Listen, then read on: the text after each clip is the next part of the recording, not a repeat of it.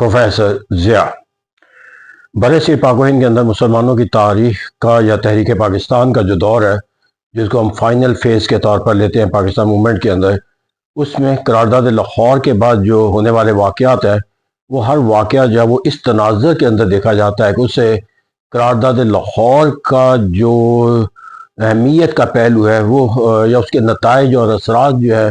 उसके लिहाज से जो दूसरे फरीक है पाकिस्तान बनाने के लिहाज से, यानी कि अंग्रेज़ और हिंदू जो है वो अपना रद्द अमल जो है वो किस तरह देते हुए नजर आते हैं। इस तरह जो भी अमल या जो भी तजवीज़ जो है 1942 के बाद किसी भी तरफ से आती है, वो दरअसल जो है वो एक रद्द अमल है, या उसको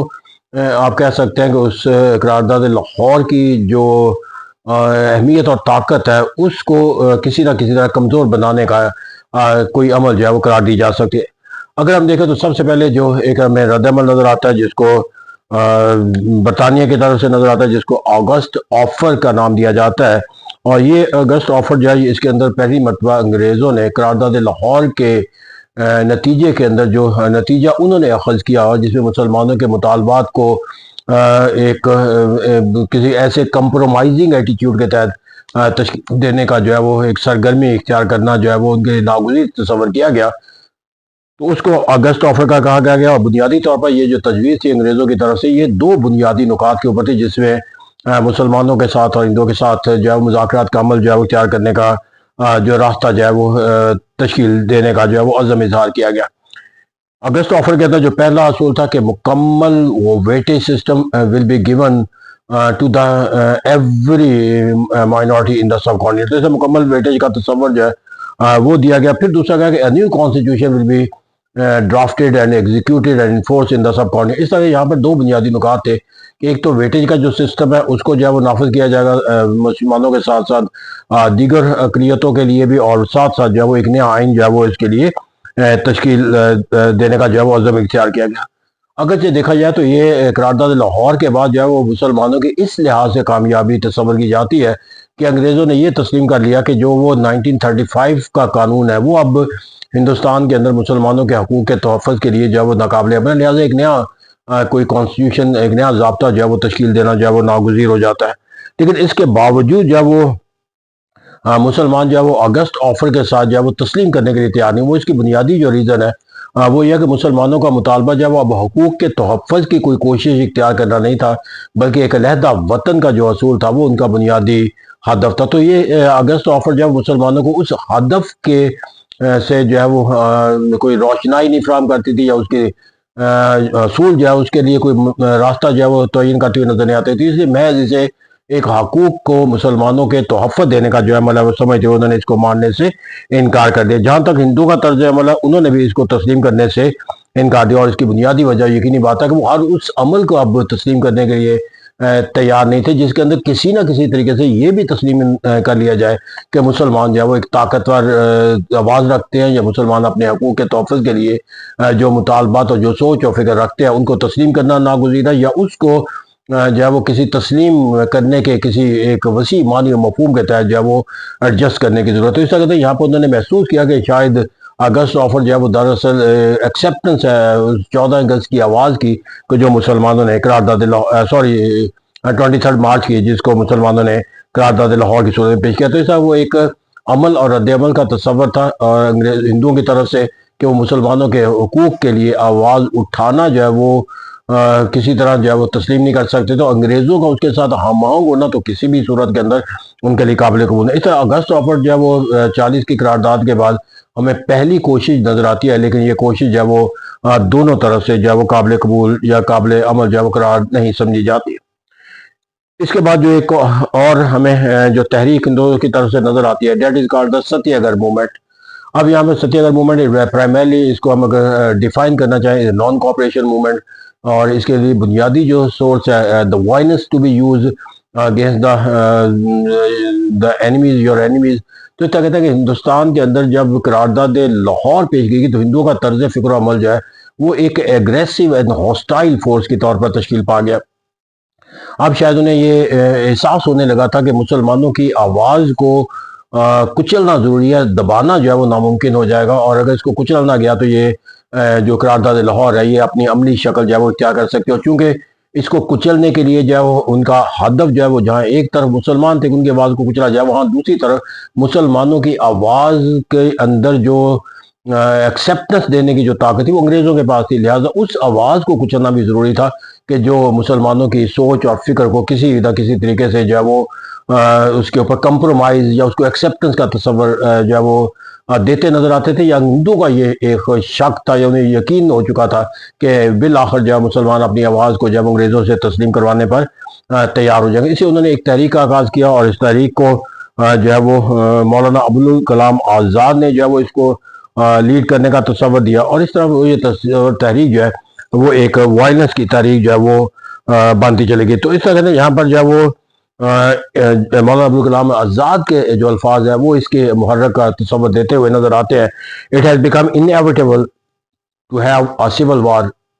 in India۔ تو اس طرح سے یہاں پر وہ اب ہر اس سطح کے اوپر جانے کے لیے تیار تھے کہ جہاں مسلمانوں کے حقوق کے تحفظ کو کچلنے کا کوئی معنی و مفہوم جو ہے وہ ان کے ساتھ جو ہے وہ حاصل ہو سکے۔ اس طرح یہاں پر جا کر ہمیں جو ایک اور تصور آتا ہے وہ گاندھی کا تصور آتا ہے، اور گاندھی نے بھی اس کے ساتھ حکومت کے ساتھ جو ہے وہ کوئی ایک ایسا راستہ جو ہے وہ اختیار کرنے سے انکار کر دیا جس سے انگریزوں کے اندر وہ سوچ اور فکر اس کی عکاسی نہ ہوتی ہو جو سوچ اور فکر جو ہے وہ ہندوؤں کی ہے۔ اور اس سے ان کا واضح بیانیہ تھا کہ جب تک جو ہے وہ 23 مارچ کے حوالے سے مسلمانوں کی جو قرارداد ہے اس کو مکمل طور پر اس کو انحراف کرنے کا، اس کو تسلیم نہ کرنے کا ایک واضح بیانیہ ود دا کانسٹیٹیوشنل ریفارم جو ہے وہ انٹروڈیوس نہیں کرایا جاتا، وہ اس کے ساتھ کسی طرح بھی ملنے کے لیے جو ہے وہ تیار نہیں۔ تو اس طرح انہوں نے ایک ستیہ گڑھ تحریک چلائی، جلد سے جلوس، اور ریلوے نظام کو تباہ و برباد کر دیا گیا، ریلوے ٹریک کو نقصان پہنچایا گیا، جو ایک سرکاری دفاتر تھے ان کے اندر جو ہے وہ کام کرنے کے جو عمل ہے اس کو جو ہے وہ ناقابل فہم حد تک جو ہے وہ کمزور بنا دیا گیا۔ تو اس طرح سے ایک پرتشدد سرگرمیوں کا جو ہے وہ ایک لامتناہی سلسلہ جو ہے وہ ہندوستان کے اندر شروع ہو گیا، اگرچہ انگریزوں کے جو رد عمل تھا وہ بھی اتنا ہی شدید تھا جتنا کہ ستیہ گڑھ تحریک چلانے والوں کا جو ہے وہ ایجوکیشنل پالیٹکس کے لحاظ تھا، اور حکومت کا جو فرض ہوتا ہے وہ ایجوکیشنل پالیٹکس کو ختم کرنے یا اس کو کچلنے کا جو ایک حکومتی فریضہ سمجھ لیا انہوں نے، پھر اس کو ایک حکومتی فریضے کے طور پر انگریزوں کے خلاف جو ہے وہ ایک بائیکاٹ کا جو تصور تھا اس کے تحت جو ہے وہ اس کو اختیار کیا۔ اور اس طرح جو ہمیں نظر آتا ہے کہ یہاں پر جا کر جو ستیہ گڑھ تحریک جو ہے وہ الٹیمیٹلی جو ہے وہ ہمیں ایک ریوولٹ کی صورت دیکھی جاتی ہے، اور انگریز بھی اس کو ایک ریوولٹ کے طور پر ہی کچلنے کا جو ہے وہ فیصلہ کرتا ہے۔ پھر یہاں پر جا کر اگر ہم ایک اور اسٹیپ آگے بڑھیں 1941 کے اندر ہی، تو جو ہمیں ایک اور تجویز نظر آتی ہے، that is called the liberal party proposal. دراصل ایک ہندو کی ہی جماعت تھی، جو ایک ہندو کے بہت بڑے جو ہے وہ ایک پاپولر لیڈرشپ کے کانسیپٹ کے تحت جو ایک شخصیت سرتاج بہادر سپرو نے، انہوں نے اس جماعت کی بنیاد رکھی، اور وہ ایک ایسے فرد کے طور پر جانے جاتے تھے کہ جو ایک ہندوؤں کے اندر جو ہے وہ کسی ایکسٹریم تصور کے ساتھ منسلک نہیں ہے، بلکہ وہ ایک لبرل معنی و مفہوم کے ساتھ جو ہے وہ ہندوستان کے مختلف اقلیتوں کے ساتھ جو ہے وہ اپنے تعلقات کو نشو و نما دینے کا جو ہے وہ ایک مشن رکھتے ہیں۔ تو اس طرح کہتے ہیں لبرل پارٹی تجویز دراصل جو ہے وہ تاج بہادر سپرو کی جو سوچ اور فکر ہے اس کے تحت جو ہے وہ تشکیل پاتی ہوئی نظر آتی ہے۔ ان کے اندر جو بنیادی نکات ہمیں نظر آتے ہیں اس لبرل پارٹی پرپوزل کے اندر جا کر، انہوں نے جو پہلا تصور دیا وہ انگریزوں کے ساتھ ہمآہنگی کا تصور تھا کہ ہندوستان جو جنگ میں شامل ہونے کا اعلان کرے۔ تو دوسری جنگ عظیم کے اندر جو انگریزوں کا ہندوستانیوں کے ساتھ ایک بہت بڑا وجہ تنازع تھا، وہ ان کا جنگ کے اندر جو ہے وہ اس طرح شرکت نہ کرنا تھا جو ناگزیر تھا افرادی قوت کے لحاظ سے ہندوستان کے اندر انگریزوں کی کامیابی کے اندر کردار ادا کرنے کے بعد، پھر وسائل کی فراہمی کے لحاظ سے ابھی ان کو ہندوستانیوں کا وہ تعاون حاصل نہیں تھا۔ اس طرح یہاں پر انہوں نے ایک ہاسٹیلٹی بڑھتی چلی جا رہی تھی انگریزوں اور ہندوستانیوں کے درمیان، یعنی مسلمان آزادی کے نعرے کے ساتھ منسلک تھے، اور ہندو جو ہے وہ مسلمانوں کے آزادی کے مطالبے کو جو ہے مکمل طور پر جو ہے وہ انگریزوں کی طرف سے جو ہے وہ ایلیمینیٹ کے تصور کے ساتھ منسلک تھے۔ اس طرح چونکہ انگریز کے ساتھ اس محاذرے کی وجہ سے دونوں قومیں اس سے مختلف تھی، تو انہوں نے پہلا یہ تصور دیا کہ وہ جنگ کے اندر شرکت کریں تاکہ ایک ہارمنی کا تصور جو ہے وہ پیدا کیا جا سکے۔ پھر دوسرا جو ان کا مطالبہ تھا، جو کسی طرح ہندوستان کی سوچ اور فکر کے اندر جو ہندوؤں کی سوچ اور فکر تھی اس کو تشکیل دیا گیا کہ ہندوستان کو ایک مکمل ڈومینین ریاست بنا دیا جائے، یعنی کہ ہندوستان کے اندر جو ہے وہ ایک سپروائزری رول تو برطانیہ کا رہے، لیکن Hindustan should be run by the Hindustani people. تو اس طرح یہاں پر جا کر ہمیں ایک اور جو سوچ اور فکر کے اندر تبدیلی نظر آتی ہے ایک کمپرومائزنگ بیہیویئر کے طور پر، وہ ایک ڈومینین ریاست کا تصور تھا۔ پھر یہاں پر جا کر انہیں ایک اور جو تصور دیا گیا وہ یہ تھا کہ ایک نئی سینٹرل گورنمنٹ تشکیل دی جائے جس کے اندر ہندوستان کی مختلف قومیتوں کو جو ہے وہ ایک نمائندہ حیثیت کے تحت ان کو شامل کیا جائے۔ تو اس طرح کہتے ہیں وہ جو ایگزسٹنگ جو گورنمنٹ ہے جس کے اندر جو وہ برطانیہ ہی اثر تمام قوت سینٹرل گورنمنٹ کے اختیارات کو استعمال کرتا ہوا نظر آتا ہے، اس سے بھی ایک اور راستہ اختیار کیا گیا کہ ایک نئی سینٹرل گورنمنٹ تشکیل دی جائے تاکہ ہندوستانی جو وہ حکومت حاصل کرنے کا جو راستہ جو ہے وہ چھوڑ چکے تھے اس کے اوپر دوبارہ جو 1939 کے اندر کانگریسی منسٹری کے بعد جو ہے وہ اس کو ایک جنگ کی شرکت کے بعد جو ہے وہ اس کو ختم کر دیا گیا تھا کانگریسی وزارتوں کا دور، اور جس کے بعد ہندوستانیوں کو یہ اور ہندوستان کی قیادت کو یہ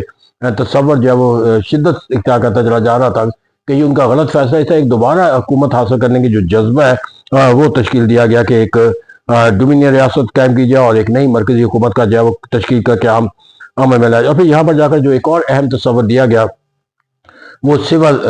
نافرمانی کی تحریک کو ختم کرنے کا تھا۔ تو الٹیمیٹلی اگر ہم یہاں پر کنکلوڈ کریں تو وہاں پر جا کر ہمیں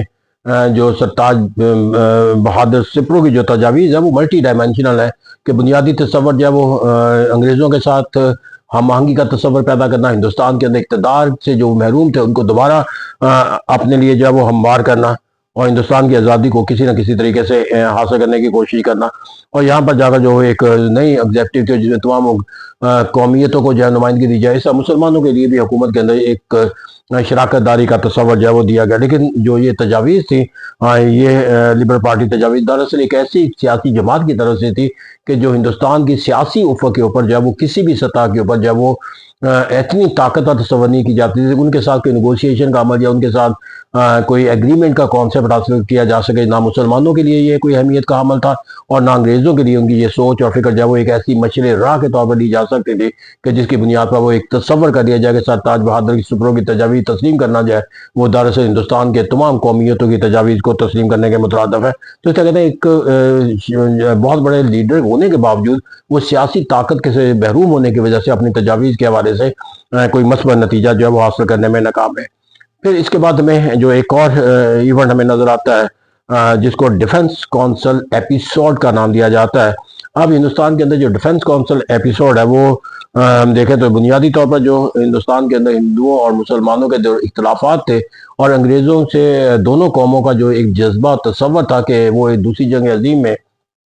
ایک مشکل دور سے گزر، لہٰذا اس کے مشکل حالات و واقعات سے فائدہ اٹھا کر اپنے لیے زیادہ سے زیادہ کوئی مراد کا تصور جو ہے وہ حاصل کرنے کا جو کوشش کا اس سے ان کے جو ایک خلی تھی وہ بڑھ چکی تھی ہندوؤں کے بھی اور مسلمانوں کے۔ ان حالات کے اندر جو ہے وہ ایک جو تصور آیا وہ یہ تھا کہ ایک تصور دیا کہ ڈیفنس کونسل جو ہے وہ ایک نئی جو ہے وہ تشکیل دی جائے جس کا ایک بنیادی معنی مفہوم تھا کہ جو ایک ایگزیکٹو کونسل جس کا نام تھا پہلے اسے اب ایک ڈیفنس کونسل کا نام دے دیجیے تاکہ ہندوستانیوں کو بھی جو اس کے اندر جو ہے وہ شمولیت کا دعوت دی جائے۔ اب اس کے اندر جو ہے انہوں نے جو یہ تصور تھا کہ ایگزیکٹو کونسل جو کہ انگریزوں کے ایک تمام جو ہے وہ قیادت پر مشتمل تھی یا انگریزوں پر مشتمل تھی اور وہاں پر جا کر ہندوستانیوں کی نمائندگی کو تصور نہیں تھا، اس کو ایک تصور جو ایگزیکٹو کونسل کو ڈیفنس کونسل میں دیا گیا اور یہاں پر جو ہے مسلمانوں کے جو ہے وہ جو وزیر اعلیٰ تھے ان کو بھی اس کے اندر شمولیت کی دعوت دی گئی، جن میں سکندر حیات تھے، فضل حق تھے، سعد اللہ تھے، بیگم شاہ نواز تھی اور نواب شتاری جنہوں نے اس کو تسلیم بھی کر لیا۔ اب یہاں پر جب یہ ڈیفنس کونسل ہوا تو یہ بنیادی طور پر انگریزوں نے براہ راست جو مسلمانوں کے جو وزراء اعلیٰ تھے ان سے نہ صرف ان کو یہ دعوت کی ڈیفنس کونسل میں شامل ہونے کی بلکہ مسلمان لیگ سے کوئی رابطہ جو ہے انہوں نے ایکسیپٹ بھی کر لیا، اگرچہ اس کے رد عمل کے طور پر جو ہے وہ کچھ مسلمان وزراء اعلیٰ نے جو ہے وہ ڈیفنس کونسل کے اپنی شمولیت سے جو ہے وہ انحراف کرنے کا جو فیصلہ اسے واپس لینے کا اعلان کیا، اور تاہم بیگم شاہ نواز جو ہے وہ ہمیں اپنی سوچ اور فکر کے ساتھ جو ہے وہ منسلک ہوتی نظر آتی ہے۔ تو اسے کہتے ہیں ڈیفنس کونسل جو ہے وہ دراصل جو ہے وہ ایک اور کوشش تھی کہ جہاں پر جو ہے ہندوستان کے جو ہے وہ ایک ریپرزنٹیشن کا تصور قائم کر کے ایک ایسا تصور دیا جائے کہ ہندوستان کے اندر جو حکومت ہے وہ ہندوستانیوں کی حکومت ہے۔ تو اسے کہتے ہیں ہم 1940 سے اگر شروع ہو جائے تو اس کے بعد جو ایک جو ایونٹس ہمیں تشکیل پاتے ہوئے نظر آتے ہیں 42 کے اندر، ان میں تمام تجاویز جو ہے وہ بنیادی طور پر انگریزوں کا ہندوستان کے اندر اپنے اقتدار کو مستحکم بنانے کے لحاظ سے ہندوستان کے اندر جو ہے وہ دونوں قوموں کے ساتھ جو ہے وہ کوئی ایک ایسا لاہعمل کو تشکیل دینے کا تصور میں دیتی ہوئی نظر آتی ہیں کہ جہاں پر وہ ہندو اور مسلمان دونوں اس پہ اتفاق ہے کہ ٹریجڈی عالمی ہے اور ایک حقیقت ہے کہ وہ تمام کوشش جو ہے وہ کسی اپنے منطقی انجام کو جو ہے وہ نہ پہنچ سکی۔ اس طرح 1942 اور 42 کے درمیان جو ایونٹس کا ایک لامتناہی سلسلہ میں نظر آتا ہے، وہ ان میں سے کوئی عمل جو ہے وہ ہمیں کامیابی کا کوئی تصور جو ہے وہ دیتا ہوا نظر ہے۔ اس طرح اگر ہم 40 سے اور 1942 کے اندر جو واقعات ہیں ان کا احاطہ کرنا چاہیں تو اگست آف ستیہ گڑھ تحریک ہے، لبرل پارٹی تجاویز ہے، ڈیفنس کونسل جو ڈیفنس کونسل جو ہے وہ ایک جو ہے وہ کونسل کا قیام ہے۔ تو اس طرح سے یہاں پر ہمیں یہ وہ پہلو ہے جس کو دیکھنے کے لیے جی ہمیں ضرورت ہے۔ Thank you very much.